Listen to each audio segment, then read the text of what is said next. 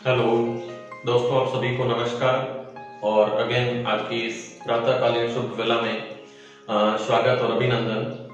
कल प्रकाश के ऊपर पार्ट 1 करके मैंने वीडियो अपलोड किया है और उस वीडियो में प्रकाश की गति के साथ साथ में प्रकाश से संबंधित कुछ सामान्य इंट्रोडक्शन पे अपन ने बात की थी कि प्रकाश की तरंगे निर्वात में सर्वाधिक चाल से चलती है, जिसका मान 3 × 10⁸ मीटर प्रति सेकंड होता है।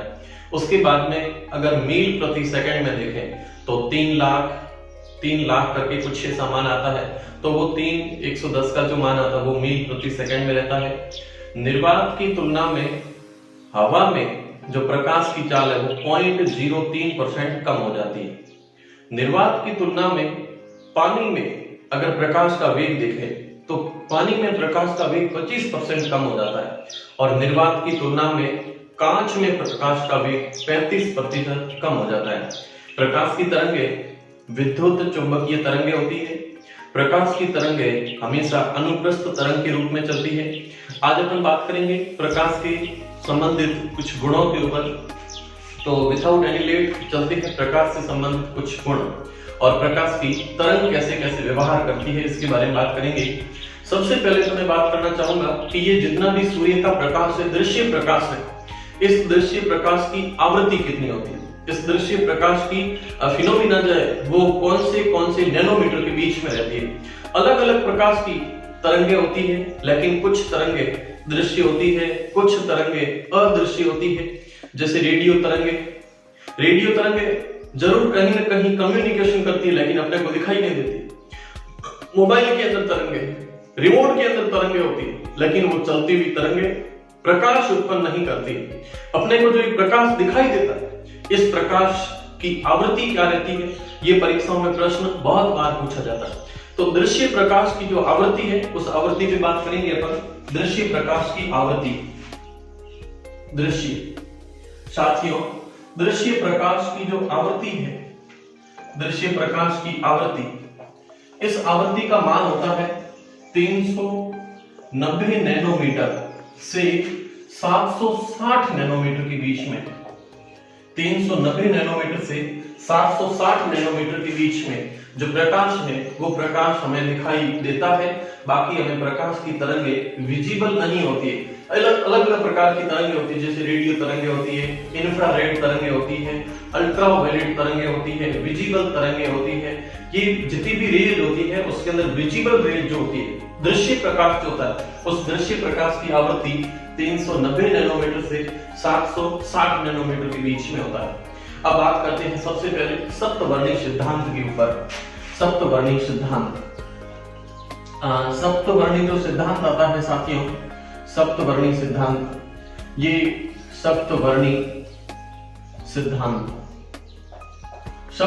सिद्धांत का प्रतिपादन सबसे पहले न्यूटन नामक वैज्ञानिक ने किया और न्यूटन वैज्ञानिक कहता है कि प्रकाश छोटे असंख्य कणों से मिलकर के भी बना होता है। ऐसा भी सबसे पहले न्यूटन ने प्रतिपादित किया था, जबकि छोटे कणों को आइंस्टीन ने फोटॉन नाम दिया है।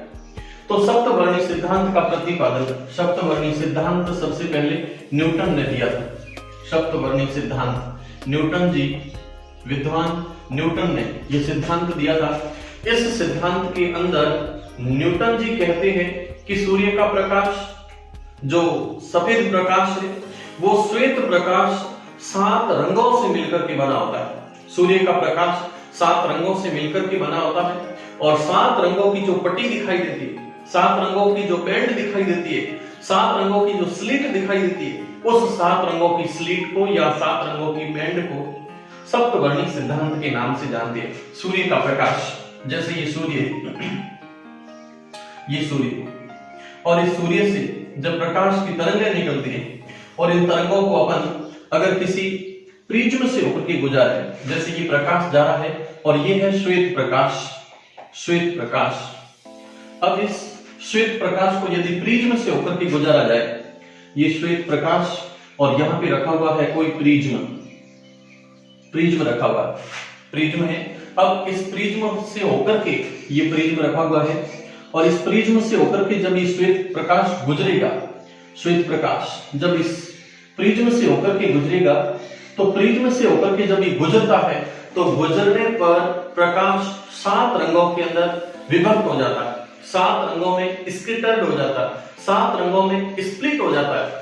ये सूर्य का प्रकाश जैसे यहाँ पे जाता है तो प्रकाश की तरंग सघन माध्यम में प्रवेश कर रही है, बाहर की तरफ विरल माध्यम में, अंदर की तरफ सघन माध्यम में। और जैसे ही प्रकाश की तरंग अंदर प्रवेश करती है तो प्रवेश करने पर प्रकाश की तरंग थोड़ी सी मुड़ जाती है, और मुड़ने के बाद जब यहाँ पे और देखते हैं तो यहाँ पे वापस प्रकाश की तरंग सघन से विरल माध्यम में जा रही है और फिर अभिलंब से दूर हटेगी, और इस प्रकार से प्रकाश की तरंग कुछ यूं मुड़ जाती है।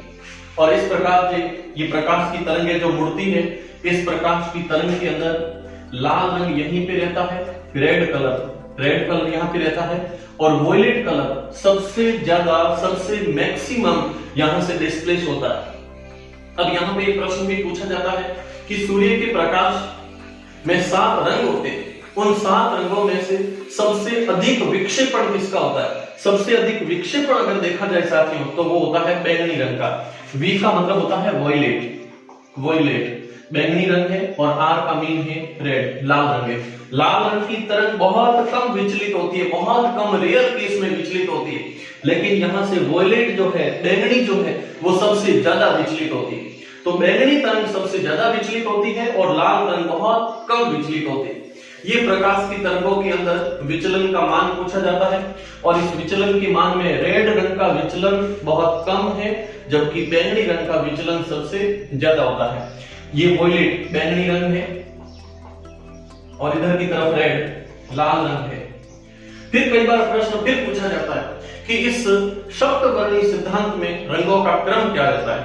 सप्तवर्णी सिद्धांत में साथियों जो रंगों का क्रम रहता है, वो रंगों का क्रम वॉयलेट से बैंगनी की तरफ, इस वॉयलेट से रेड की तरफ अगर चले तो violet, indigo, blue, green, yellow, orange, red, इस प्रकार से 7 रंगों का एक बैंड तैयार होता है। देखते हैं अपन 7 रंगों का बैंड कैसे और किस प्रकार से रहता है। तो 7 रंगों की अगर बैंड पे बात की जाए तो 7 रंगों का बैंड 7 रंगों की कलर की पट्टियों के रूप में अपने को दिखाई देता है।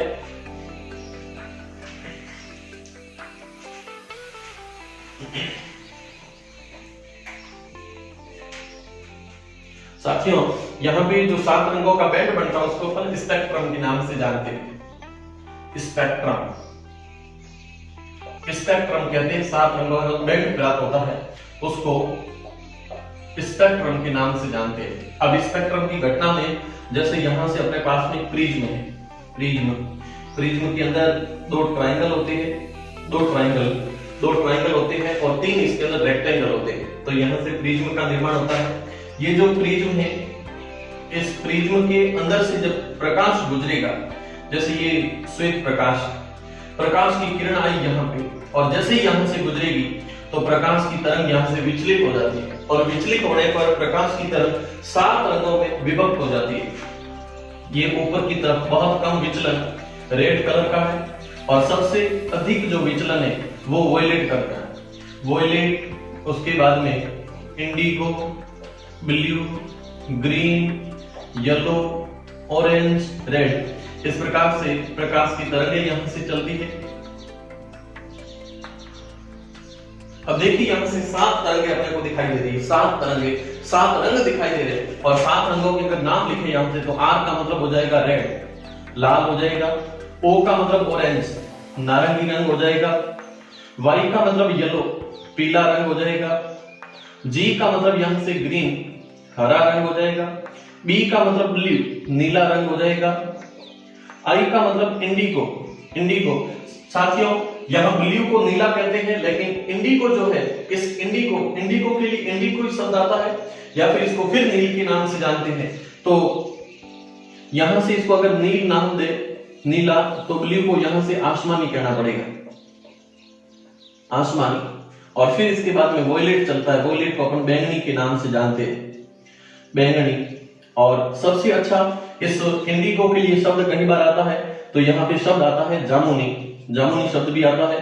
तो बैंगनी, जामुनी, नीला, बैंगनी, जामुनी, नीला, हरा, पीला, नारंगी, लाल, ऐसे करके 7 रंगों का बैंड चलता है। बैंगनी, जामुनी, नीला, हरा, पीला, नारंगी, लाल। अब यहाँ से 2-3 चीजें और रहती है, मैं स्पष्ट करूंगा। बैंगनी रंग की जो तरंग दैर्ध्य है, बैंगनी रंग की जो तरंग दैर्ध्य है वो सबसे कम होती है।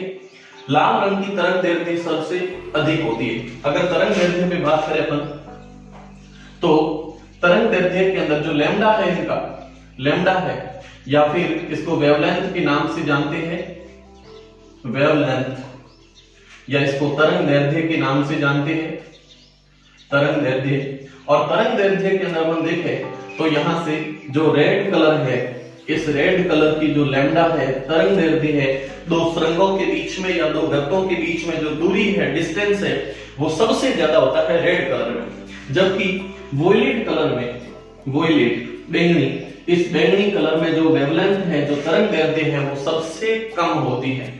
तो ये कलरों के अंदर भी पूछा जाता है। फिर यहीं पे बात आती है कि उगता हुआ सूर्य, सूर्योदय के समय, अस्त होता हुआ सूर्य, अस्त के टाइम, उदय के टाइम सूर्य हमेशा लाल दिखाई देता है। उसका कारण ये है कि जब सूर्य अपने से मैक्सिमम डिस्टेंस पे होता है, तब उस समय सूर्य से आते हुए 7 रंग आते आते आते आते बीच में उनका विखंडन हो जाता है, बीच में सारे के सारे व्यस्त हो जाते हैं, बीच में सारे के सारे विखंडित हो जाते हैं, ध्वस्त हो जाते हैं। लेकिन लाल कलर तरंग दैर्ध्य सर्वाधिक और बिल्कुल भी नहीं बिखरता, बिल्कुल भी विचलित नहीं होता, बिल्कुल भी स्कैटरिंग नहीं होता, इसलिए पूरा का पूरा प्रकाश, लाल प्रकाश अपने पास में पहुंचता है। इसलिए उदय के समय, अस्त के समय सूर्य हमेशा लाल दिखाई देता है। फिर इसी पे दूसरा पॉइंट आता है कि खतरे के संकेत, खतरे के संकेत लाल दिखाई क्यों देते हैं? साथियों, खतरे के संकेत भी रेड कलर से बनाए जाते हैं, क्योंकि बाकी रंगों की तरंग दैर्ध्य कम है और लंबी डिस्टेंस जब ट्रेवल होती है तो बाकी सारे रंग बिखर जाते हैं। लेकिन लाल रंग सबसे मजबूत कलर होने के कारण बीच में बिखरता बिल्कुल भी नहीं, इसलिए खतरे के संकेत लाल कलर से बनाए जाते हैं। तो ये रंगों के अंदर किसकी तरंग दैर्ध्य सबसे ज्यादा है और किसकी तरंग दैर्ध्य सबसे कम है, ये 2 बातें यहाँ स्पष्ट होती है। तीसरा पॉइंट यहाँ पे फिर रहता है, सूर्य जो 7 रंगों के माध्यम से प्रकाश को निर्मित करता है, इसमें सबसे कम तरंग दैर्ध्य बैंगनी की है, सबसे अधिक तरंग दैर्ध्य लाल कलर की है। लेकिन इसके अंदर फिर प्रश्न पूछता है कि ये 7 रंगों की जो पट्टी है, या इसको जो अपन स्पेक्ट्रम के नाम से जानते हैं, इस स्पेक्ट्रम के बीच में कौन सा कलर होता है? साथियों, अगर बीच में पूछ लिया जाए तो 3 ऊपर के 3 नीचे की छोड़ दो और बीच में कलर दिखाई देता, बीच में कलर स्थित होता है हरा। स्पेक्ट्रम के बीच में हमेशा हरा कलर होता है स्पेक्ट्रम, और इस स्पेक्ट्रम के बीच में, अगर इसके बीच में अगर बात की जाए स्पेक्ट्रम के बीच में, तो बीच में हमेशा ग्रीन कलर होता है, हरा कलर होता है। लेकिन अगर प्रश्न आ जाए कि स्पेक्ट्रम के बीच में कौन सा कलर दिखाई देता है, स्पेक्ट्रम के बीच में कौन सा कलर दिखाई देता है, अगर दिखाई देने पे बात आ जाए तो साथियों दिखाई देता है यहां से पीला कलर। स्पेक्ट्रम के अंदर बीच में जो दिखाई देता है, बीच में दिखाई देता है, और बीच में दिखाई हमेशा येलो कलर दिखाई देता है। स्पेक्ट्रम के बीच में ये 7 रंगों की पट्टी के अंदर बीच में हमेशा पीला रंग दिखाई देता है, जबकि स्थित हमेशा हरा कलर होता है। ये साथियों पूरा श्वेत प्रकाश प्लस सप्तवर्णी सिद्धांत था, और ये पूरी की पूरी घटना दी थी सबसे पहले न्यूटन नामक वैज्ञानिक ने। तो ये न्यूटन ने अवधारणा दी थी। इस न्यूटन की अवधारणा के बाद में अगला वैज्ञानिक आता है हाइगेनबर्ग। अगला वैज्ञानिक हाइगेनबर्ग है, और हाइगेनबर्ग ने सबसे पहले तरंग सिद्धांत के ऊपर अपनी अवधारणा दी थी। सेकंड साइंटिस्ट आता है हाइगेनबर्ग, सेकंड साइंटिस्ट है हाइगेनबर्ग। साथियों,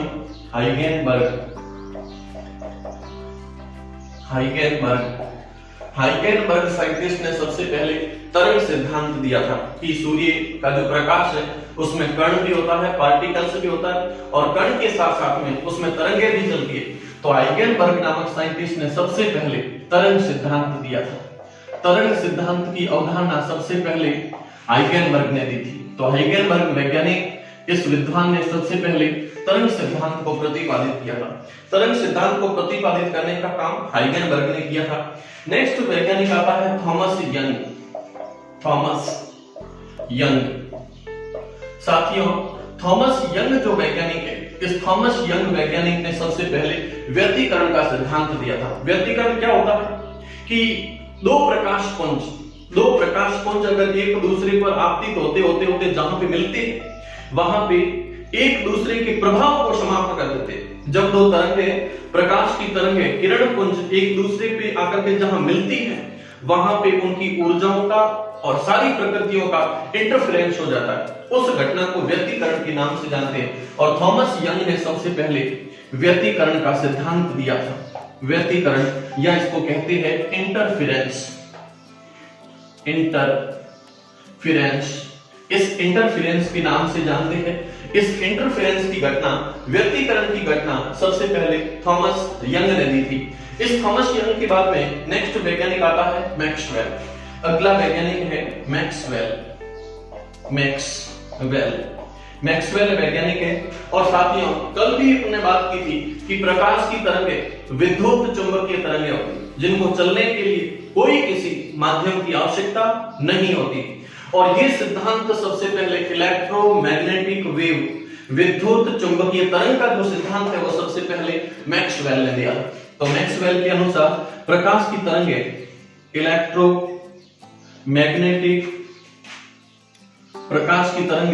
इलेक्ट्रोमैग्नेटिक वेव होती है। प्रकाश की तरंगें विद्युत चुंबकीय तरंग होती है। विद्युत चुंबकीय तरंगें होती हैं, जिनको चलने के लिए कोई किसी माध्यम की आवश्यकता नहीं होती। तो प्रकाश की तरंगें विद्युत चुंबकीय तरंगों के रूप में चलती, ऐसा सबसे पहले मैक्सवेल ने बताया था। मैक्सवेल के बाद में अगला वैज्ञानिक आता है मैक्स प्लांक। नेक्स्ट वैज्ञानिक है मैक्स प्लांक। साथियों, इस विद्वान ने, मैक्स प्लांक वैज्ञानिक ने सबसे पहले क्वांटम यांत्रिकी शाखा की स्थापना की थी। क्वांटम यांत्रिकी,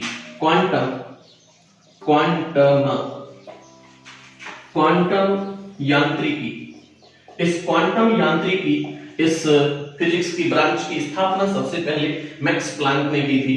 क्वांटम के बारे में अगर बात करें तो सूर्य का प्रकाश जो छोटे छोटे पार्टिकल्स रखता है, छोटे छोटे जो कण रखता है, उन छोटे छोटे कणों को क्वांटम कहते हैं। और क्वांटम के बाद उन्हीं छोटे छोटे कणों को फोटॉन जो नाम दिया था, वो नाम दिया था आइंस्टीन ने। तो नेक्स्ट अगला पॉइंट आता है आइंस्टीन। और इसी आइंस्टीन नामक वैज्ञानिक ने सबसे पहले इन छोटे छोटे प्रकाश के क्वांटम कणों को सबसे पहले फोटॉन नाम दिया था। फोटॉन, तो फोटॉन शब्द का प्रयोग सबसे पहले आइंस्टीन ने किया था। ये कुछ सामान्य पॉइंट है जो परीक्षाओं में अक्सर पूछे जाते हैं, वापस देख लेना। सबसे पहले पॉइंट आता है सप्तवर्णी सिद्धांत। और इस अवधारणा को सबसे पहले दिया था न्यूटन ने। न्यूटन नामक वैज्ञानिक ने सबसे पहले सप्तवर्णी सिद्धांत दिया था। सप्तवर्णी सिद्धांत के बाद में हाइजेनबर्ग तर्क सिद्धांत को देते हैं। वेव थ्योरी जो भी है, तरंग सिद्धांत है, थॉमस यंग, इन्होंने सबसे पहले व्यतिकरण, इंटरफेरेंस के बारे में बताया था। फिर आता है मैक्सवेल, और मैक्सवेल ने बताया था कि प्रकाश की तरंग विद्युत चुंबकीय तरंग होती है, इलेक्ट्रोमैग्नेटिक वेव के रूप में चलती है। फिर वैज्ञानिक आते हैं मैक्स प्लांक, और मैक्स प्लांक ने सबसे पहले क्वांटम यांत्रिकी, क्वांटम मैकेनिक्स ब्रांच की स्थापना की थी। और लास्ट में है आइंस्टीन, इन्होंने सबसे पहले फोटॉन शब्द का प्रयोग किया था। प्रकाश विद्युत प्रभाव के अंदर मैक्स प्लांक और इनके साथ में आइंस्टीन का फोटॉन सिद्धांत बहुत अच्छे से एस्टेब्लिश होता है। तो ये प्रकाश से संबंधित कुछ सामान्य तथ्य थे। इन तथ्यों के बाद में मैं नेक्स्ट जो बात करने वाला हूं वो बात अपनी रहेगी नेक्स्ट ग्रहण की घटना पे। ग्रहण क्या होते हैं, कितने प्रकार के होते हैं, इन पे अपन बात करने वाले हैं। और इन ग्रहण की घटनाओं से पहले मैं प्रकाश की तरंग को पहले दिखाना चाहूंगा कि प्रकाश की तरंग में कौन कौन सी घटनाएं होती है। साथियों, कल की क्लास में भी अपन ने पढ़ा था कि प्रकाश की तरंगें हमेशा अनुप्रस्थ तरंग के रूप में चलती है। अनुप्रस्थ क्या होती है घटना, तो जैसे कोई प्रकाश की तरंग किसी स्रोत से निकली, जैसे ये प्रकाश का स्रोत है, और इस स्रोत से जब प्रकाश की तरंग निकलती है तो प्रकाश की तरंग कुछ यूं चलती है, इस प्रकार से चलती है, जिसमें गर्त और फिर ऊपर की तरफ सुरंग, मतलब इसमें ये यहां से गर्त और फिर ये उभार, इस प्रकार की घटनाएं प्रकाश की तरंग में चलती रहती है। और ये जो तरंग के अंदर घटनाएं चलती है, इन घटनाओं को प्रकाश के अंदर कुछ स्पेशल नाम दिए जाते हैं। तो ये इसके संचरण की दिशा, लेकिन प्रकाश की तरंग संचरण की दिशा के अनुदिश नहीं चल रही है, पैरेलल नहीं चल रही है, ट्रांसवर्स चल रही है। प्रकाश की तरंग है, प्रकाश की जो तरंग है वो माध्यम के लंबवत चल रही है। प्रकाश ऐसे ऐसे चल रहा है, सीधा नहीं चल रहा। अगर सीधा चलता तो उसको अपन अनुदैर्ध्य कहते हैं, लेकिन यहाँ पे प्रकाश की तरंग अनुप्रस्थ गति करती हुई चलती है, ट्रांसवर्स मोशन है, बिल्कुल यहाँ से एक दूसरे पे 90 डिग्री पे कट करते हुए प्रकाश की तरंगें चलती है। और इस प्रकार से जब तरंगें चलती है तो इन तरंगों को अनुप्रस्थ तरंग कहते हैं। अनुप्रस्थ, ये प्रकाश की तरंग अनुप्रस्थ तरंग है, या इसको ट्रांसवर्स तरंग के नाम से जानते हैं। ट्रांसवर्स, तो ये ट्रांसवर्स है, लॉन्गिट्यूडाइनल नहीं है, ट्रांसवर्स वेव के रूप में चलती है।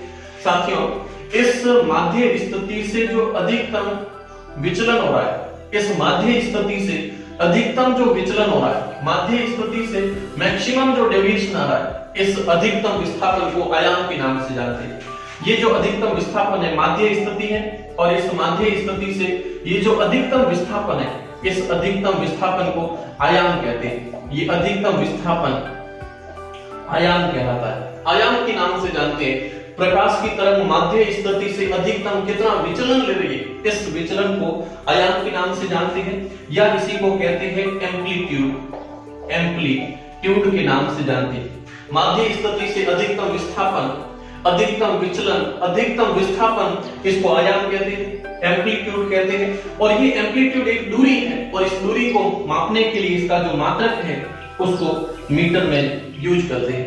नेक्स्ट बात करते हैं, ये जो ऊपर की घटनाएं हैं, ऊपर के जो पठार आ रहे हैं, इनको कहते हैं crest, crest trough, crest trough इस रूप में चलते हैं।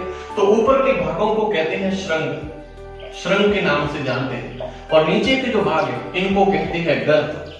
फिर ऊपर का भाग है, इसको श्रृंग के नाम से जानते हैं, और नीचे का जो भाग है इसको गर्त के नाम से जानते हैं। तो श्रृंग श्रृंग और गर्त गर्त के रूप में चलते हैं। दो क्रमागत श्रृंगों के बीच की जो दूरी है, दो क्रमागत श्रृंगों के बीच या फिर दो गर्तों के बीच की जो दूरी है, इस दूरी को साथियों तरंग दैर्ध्य के नाम से जानते हैं। इस दूरी को, श्रृंगों के बीच की दूरी, गर्तों के बीच की दूरी को तरंग दैर्ध्य कहते हैं। ये यहां से कहलाती है तरंग दैर्ध्य।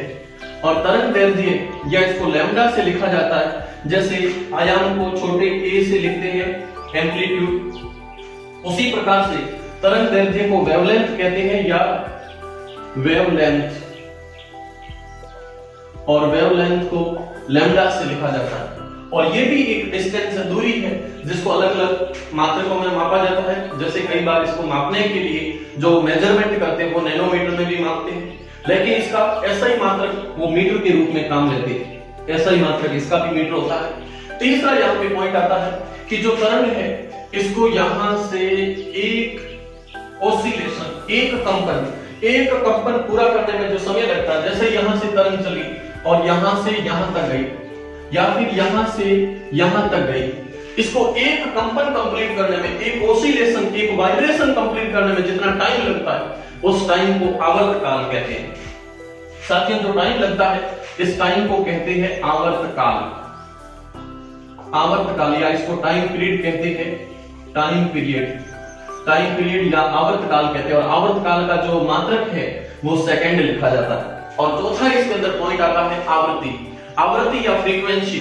आवृत्ति या फ्रीक्वेंसी का मतलब है कि एक पार्ट ऑफ टाइम के अंदर, एक छोटे से मैक्सिमम लिमिटेड टाइम के अंदर, मेजरमेंट टाइम के अंदर प्रकाश की तरंग कितने कंपन करती है। एक निश्चित समय में प्रकाश की तरंग जितने कंपन करती है, प्रकाश की तरंग जितने वाइब्रेशन करती है, उस वाइब्रेशन की संख्या को आवृत्ति कहते हैं, फ्रीक्वेंसी कहते हैं। तो निश्चित समय में होने वाली कंपनों की संख्या को आवृत्ति कहते हैं। और इस आवृत्ति को न्यू से इस न्यू से इसको डिनोट किया जाता है। और इस आवृत्ति का मात्रक हर्ट्ज लिखा जाता है, हर्ट्ज, जिसको h न्यू से लिखते हैं।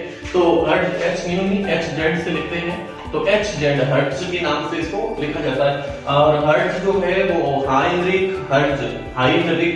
हर्ट्ज नामक साइंटिस्ट थे, उनके उपलक्ष्य में इनको लिखा जाता है। तो ये प्रकाश की तरंग से संबंधित कुछ नॉर्मल इसकी कैरेक्टरिस्टिक रहती है, विशेषताएं रहती है। सबसे पहला पॉइंट आता है आयाम, दूसरा आता है तरंग दैर्ध्य, तीसरा यहाँ पे आता है आवर्तकाल और चौथा पॉइंट आता है आवृत्ति। आवृत्ति निश्चित समय में कंपन, आवर्तकाल एक कंपन को कंप्लीट होने में लगने वाला समय, दो गर्तों के बीच या दो सुरंगों के बीच की दूरी को कहते हैं तरंग दैर्ध्य या फिर लैम्डा, और माध्य स्थिति से अधिकतम विस्थापन आयाम कहलाता है। तो साथियों, ये कुछ प्रकाश से संबंधित नॉर्मल बातें थी। कल की क्लास में अपन बात करने वाले हैं ग्रहण के ऊपर। ग्रहण के ऊपर दो प्रकार के इक्लिप्स होते हैं, एक होता है सोलर इक्लिप्स, दूसरा होता है लूनर इक्लिप्स। दोनों के ऊपर बात करेंगे, प्लस इसके साथ में ध्रुवण की घटना क्या होती है उस पर भी बात करेंगे। इसी के साथ साथ में प्रछाया क्या होती है, उपछाया क्या होती है, पारदर्शी, अपारदर्शी, इन सारी घटनाओं के ऊपर नेक्स्ट अपन कल की क्लास में बात। तो ये सारा कुछ प्रकाश से संबंधित पार्ट 2 का मटेरियल था, और इस क्लास को ज्यादा से ज्यादा आप लोग शेयर करें, अपने साथियों को भी बताएं, और पसंद आए नहीं आए तो एक बार लाइक जरूर करें, और चैनल पर अगर नए हो तो सब्सक्राइब तो बनता ही है, बेल को भी प्रेस कर ले ताकि नए नोटिफिकेशन आपको मिलते रहे। सो अगेन थैंक्स, मिलते रहेंगे नेक्स्ट क्लास में।